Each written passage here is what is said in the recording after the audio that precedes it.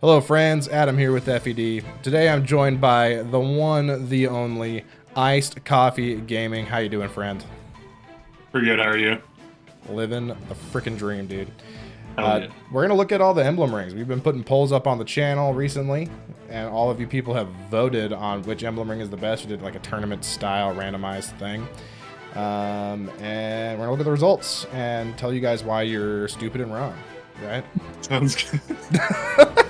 So they're stupid. Alright. Hey man, I just keep it real here. So quickly to go over the results. Got Bileth and Lynn in the finals, and then Bileth won, right? That's fairly expected from between those two. At least it should be. But I don't know. Yeah. I feel like the power of Lynn's popularity makes rational thought disappear, I feel like.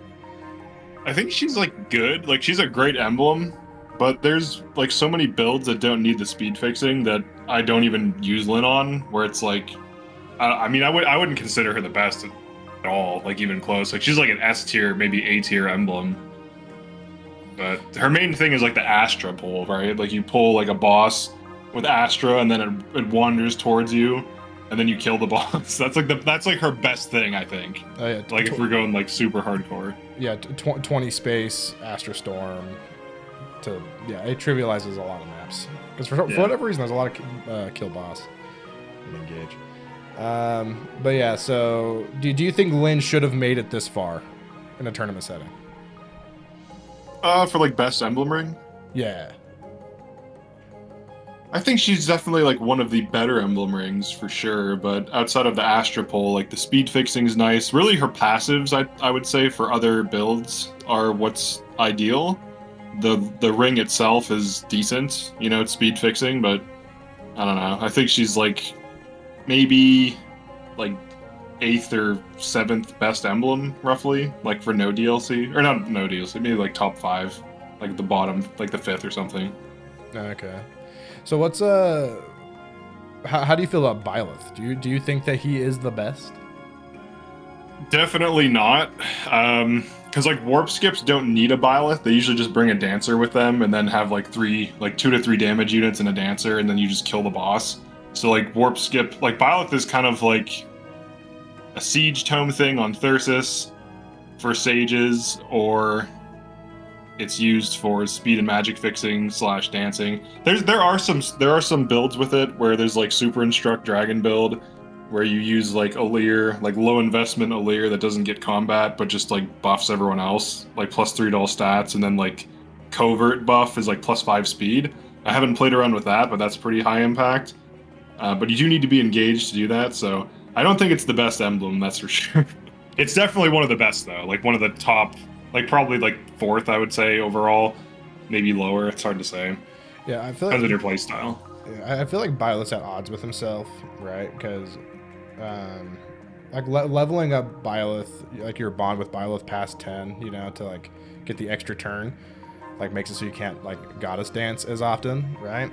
But I know what you mean. But you also want, if you want to take advantage of of your Thyrsus or the rally spectrum or whatever from Dragon Alir or Dragon Bileth or something, that I don't know, it's just kind of weird that way. Yeah, you kind of want, like, if you want the goddess dance, you do want it to end as fast as possible. Which then makes him just like overall worse statistically too. Like, I don't know, it's a whole thing. But yeah, I think Bileth's definitely top 5. I do not think he is the number 1 emblem ring. Yeah.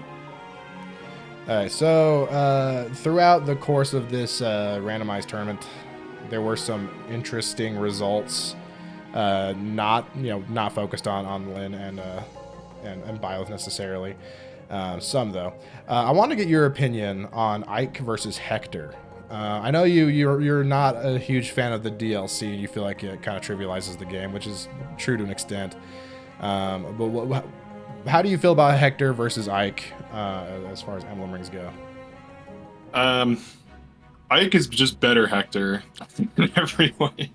Like quick riposte is good, but it doesn't last forever. And you're better off just having a fast unit that doubles anyways, counterattack. And Ike, like you can take an Ike unit and just send them into like 10 enemies and have them kill them all.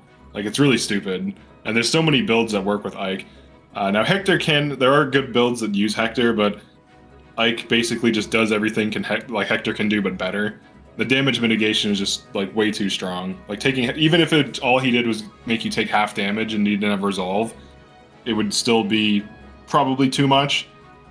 Because like especially if you stack gentility. So I made a Marin tank recently. It's like a Wolf Knight Marin Ike build with gentility plus, and you engage on Erica to get gentility bravery like active at the same time through blue skies. Yeah. And you can also switch modes manually. But the 5 damage reduction factors in after damage is reduced by resolve, and it's halved. So like when you're taking like 5 to 10 damage from that reduced damage, it reduces it to like 1 to 5. So you're taking almost nothing. You can just tank anything. It's super broken.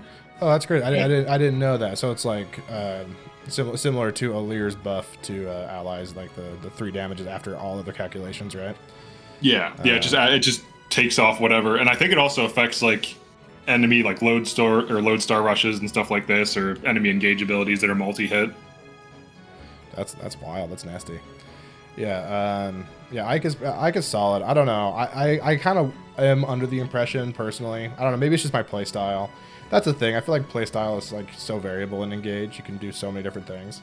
Yeah. I tend to lean towards Hector, but it might just be because of the other units I use and then different stuff like that. I just feel like I get more mileage out of him. What do you usually use him? Like, how do you usually use him? Here's the thing. My recent playthroughs of Engage were all Iron Mans. So I think my thoughts on Emblem Rings are kind of tainted by that. Oh, okay. And I comparing him to Ike, I don't necessarily like Ike. Sending a unit in to just deal with a bunch of enemies. It doesn't feel safe, especially chain attacks. Ike struggles with, right? Unless you're unless you just I understand the idea is just be better at the game. Don't put him around like 17 chain attackers, backups, or just give him pair up, which just like gets rid of that issue. And I don't know. I felt like Hector was killing. I was just killing stuff more often with Hector. Again, this is definitely just a bias thing though. I don't know. Everyone has like some kind of bias though, right? Like there's LTCers and as long as you can acknowledge like for me, I usually play like kind of like at a medium pace. It's not like super fast. I can warp skip if I want, but like I kind of get like where people are coming from if they do like LTC or they do Iron Man, because like Iron Man you have to have like perfect tactics or else you lose. So it's like you can't be messing around with like dropping dudes next to like 20 enemies and just be like, it's fine. Yeah, with Divine Pulse, you can kind of just be like, okay, I could go right here, and if it doesn't work, you're like, oh well, I'll just Divine Pulse, Yeah. So I guess I just don't have that, and maybe I'm remembering wrong. I prefer Engage, Hector's Engage attack, right?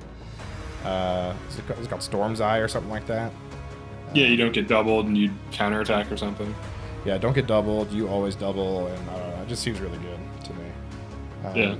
I prefer that to Aether, but maybe I'm a dumb. I don't know. No, I think it's fine. I think it's a good ability. I think both can be leveraged to enemy phase well. Like you can, if you use Great Aether on like a Silver Great Axe like general or something, you can one shot like a ton of enemies from full health, which is really stupid. But outside of that, like on other units, it just kind of does damage. I usually just stick the Ike unit in danger and just have them go like, throw daggers, throw javelins, whatever at a dude, and just like 1 to 2 range, just kill a bunch of things. Yeah, that honestly is probably more effective than I get so focused on Great Aether, and it's probably I feel like that might be kind of a trap then. It can be good with the right builds, but it also can be good for tanking too, because it gives you +5 defense and res. Yeah. And you heal as well, so you can kind of play around it, but I usually actually don't use it unless the build like leverages it somehow. Yeah, definitely. All right. Another one I wanted to talk about was Roy versus Lyn. I think this is one that I'm fairly passionate about. I think Roy's a lot better than people give him credit for. Oh yeah, he definitely is. Everyone kind of craps all over Roy and then says Lyn is like the best emblem ring in the game, or thereabouts, because people, are stupid. I'm just kidding. You're not stupid if you think that. I'm just being the worst today. I'm in a mood. But I feel like the results you get with Lynn aren't like that much different than the results you get with like Roy. I don't know. Maybe I mean, they have different jobs, I guess, but I think to say that Roy is bad is just kind of silly. Roy is definitely good. He brings a lot to the table. So there is a huge thing that's overlooked on his kit, and that is his Rise Above, where you get 5 level ups. The way it calculates the stat increases is actually insane, because if you're on the right class and you're on the right unit, you can get like +3 to 4 speed, plus like 3 to 4 strength, in addition to the +6 strength he gives. You get holdout +++ for free. He also has some pretty decent swords. If you're on a sword power or physical unit, you have access to all these utility swords, which is nice. His AoE attack can be decent, but mainly the holdouts, the extra damage on physical, the extra speed. Like, Marin Wolf Knight is like a great Roy unit, because you get a get out of jail free card, you get damage increase, and then you get huge damage or huge speed increase when you engage with him. You get like +4 speed, I think. It's at least 3. Yeah, I wouldn't be surprised. I wouldn't be surprised if Marin got +4. I know that Lapis and Kagetsu both get +4 speed in most classes, actually. So like, don't sleep on Roy, man. He doesn't have the flashy +6 speed or whatever, and then alacrity that Lynn does. But if your unit's already fast, I think Roy's a much better option. Personally. Yeah, and it's like damage fixing and tanking versus speed fixing, because that's really what Lynn is a speed fixer. Yeah. And Roy can fix speed too, though, when you engage. That's overlooked for sure. Like, +3 speed is no joke. Yeah, for sure. So yeah, don't sleep on Roy. I just wanted to point that out. He got dumpstered by Lynn in the polls, and I wanted to talk about that really quick. Yeah. Were there any that you wanted to talk about? I don't know. I feel like I've been cherry picking what we talked about here. Some of them, the Lucina versus Makaya was pretty. It was like almost split. That's pretty reasonable, because that's like enemy phase versus player phase oriented style of play. Like, Lucina Bonded Shield breaks enemy phasing, and Makaya breaks player phasing. So that's kind of like, that's pretty base, to be honest. I think they're right on the money on that.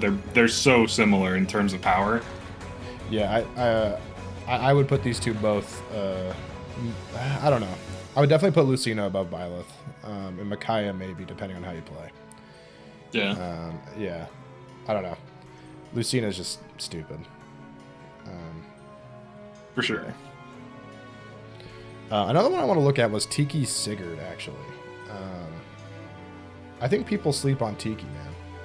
Oh, Tiki's absolutely insane. You can kill 4 enemies with Fire Breath. Like, if you have the damage, you can hit and kill 4 things with a single attack. That's the most and then you can dance it. So then she can, like, whatever unit she's on, if they can kill or at least, like, you know, get danced, you can hit 4 enemies, get danced, kill 4 enemies. So, you know, that's pretty effective. And then you also can create like fire tiles, get the res, get the crazy stats. Tiki's definitely better than Sigurd. It's not even close. Oh, yeah, Sigurd has some utility, but yeah, definitely. I mean, Sigurd has the haha funny move, right? But the revive crystal and then insane stats, and people complain like, oh, but she makes you switch off, switch weapons, or whatever. But they're really good weapons, so it's like, who cares? Yeah. And you have like 3 choices too, like as to what you need. Yeah, and just super tanky. Tiki's incredible. People are dumb. Yeah. I'm just kidding. Yeah, people aren't dumb. Again, I'm in a mood. Okay. There's one more thing I want to talk about before we get into like our personal top 5 emblem rings, and I didn't write it down. I want to get your opinions on Leaf. On Leaf? On Leaf, yeah. So everyone kind of unanimously agrees that he sucks, right? That he's bad. But what have you done anything with him to make use of his, honestly lackluster kit? I use him for build fixing, and that's really it. I am aware of a build on Leaf that is good, but it's very strange. But all right, so what I've used him for in the past is just giving you a build that needs the build for like doubling. Maybe it's a fast unit on like 11 sword or on a Bolg or something like that, or maybe a brave weapon build. For stats, I don't like his stats. I don't like his kit in general. But the best build for him that I'm aware of is a Vantage Panette build where you don't get him beyond bond level 5, so you never initiate the bond conversation, so you don't get the ranged weapon, and you use a killer axe that's engraved with killer engraving and a killer bow that's engraved with killer engraving, and she will switch between them at 1 to 2 range and can enemy phase off of Vantage and crit. That's probably the best use case that I'm aware of. That's not DLC either, so it's base game. But Yeah. and even then, it's like niche. Well, yeah, but it relies heavily on Panette, right? Being Yes, who's one of the best units in the game. So yeah, I don't know. So she could. It just hurts me. At least one of my favorite characters in the series. It just kind of sucks that he's so bad. I'll have to try that sometime. I'm trying to think what else he has. He has like some quad strike thing. If you use sword power, I think you get like plus 10 damage on each hit of quad strike, which is good. So there's that. Oh, on each hit, really? Yeah, I think that's how it works. Oh, interesting. Yeah, so then you can just like always one round. Yeah, quad strike is weird. I mean, the joke is it always deals 1,000 damage or 10,000 damage, you know, because first attack does 10 damage, then 0, 0, 0. Yeah, I feel like. Yeah, you need like certain units because like 3 are physical and 1's magic. So like if you have a unit with like high strength, they'll one round. But if they have like kind of average magic and strength, it's gonna deal like nothing. Yeah, so you would think you'd want on someone like a Saline or something, right? But it doesn't quite work out. Yeah. Okay. Okay. Thank you for humoring me and talking about that.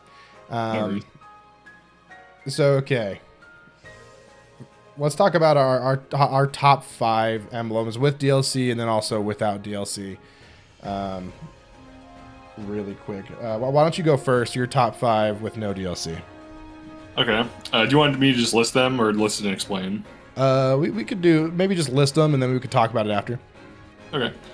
All right. So I would say Lucina and Makaya are like tied for like first and second, depending on if you want to be more enemy phase, like route oriented, or more player phase, just like warp skip oriented. Then I have Ike, Core, and Bileth. I think that's the highest I've ever seen anyone rate Ike. I actually think Ike is god tier because he's like bonded shield, but without the other unit. You just send in a dude and they just kill everything. It's super dumb. That's crazy. I demoed it in a video I did. I made a team comp around gentility where a bunch of units use tomes and daggers and gentility for bravery damage. And my Marin tank, it was like right after we unlocked Makaya's paralog, I just sent her in and she just kills like 15 things without catching a heal before she dies. And she could have used an elixir to save herself, but I wanted to see how many things she could kill before she died. She killed 15 enemies. Yeah, that video opened my eyes to how good Ike is, being honest. Go check that out for sure, his channel. Yeah, my top 5 is very similar. I don't have Ike in it. And I feel like Lucina, Bileth, and Makaya. I don't know. I have Bileth just under Lucina. I have Lucina number 1. I think Bonded Shield is stupid. And then Corrin, but I throw Sigurd in at number 5.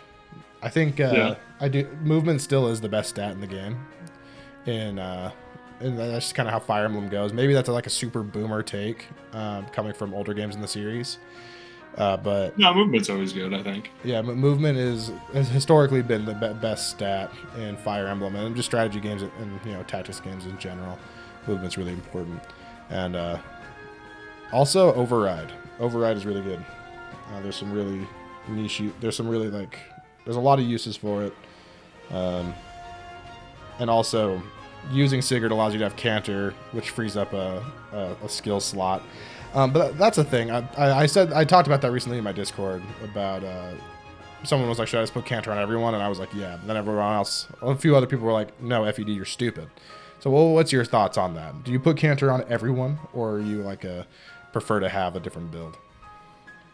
So when the game first came out and there wasn't the well, I would tell people just always run Canter because you couldn't really run passives. You could get like speed plus to like 3 to 4, maybe 5 if you got the bond up, and then you could get like Canter and maybe like some other passive, but you couldn't run like Lance Power 5 and stuff like this.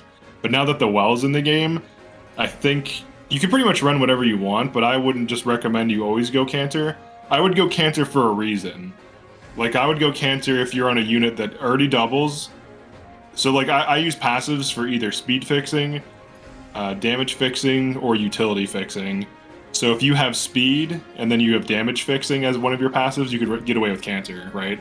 So like Kagetsu's already fast, so throw Kagetsu on like Wyvern or Warrior or something. He could get away with Cantor. He's fast enough; he'll probably still double.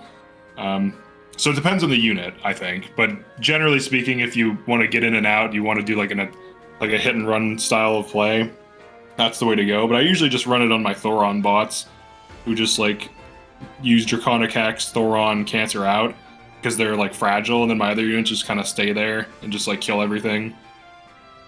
And just kind of, I actually like commit to the position. In my first couple of runs, I used a ton of Cancer, but you can, like, there's nothing wrong with it. It's totally fine and viable. All right. See, I don't know. I have a hard time passing up the essentially +2 move. You know. Yeah. Hard time passing that up personally. All right. Do you want to list off your DLC top 5? Unless you have something, anything else you want to talk about. No, I'm good. So for my DLC, I have Lucina still as the top. I'll put Makaya next to it. This is like Lucina Makaya. And then Tiki, Ike, and then Edelgard.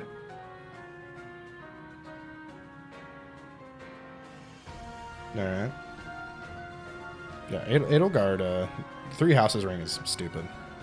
Yeah. You can get 3 like actions with Houses Unite plus Raging Storm and then another attack. It's pretty balanced. And then you burn through your entire engage so that you can build it up again. It's definitely the best defensive emblem for just like player phase killing. Oh yeah, no, it's a boss killer by itself in a game where you're not supposed to be able to do that, right? Right. So that's crazy. Yeah, my top 3 stayed the same across between DLC and not DLC, Lucina, Bileth, Makaya. But yeah, then Edelgard and I have Tiki number 5.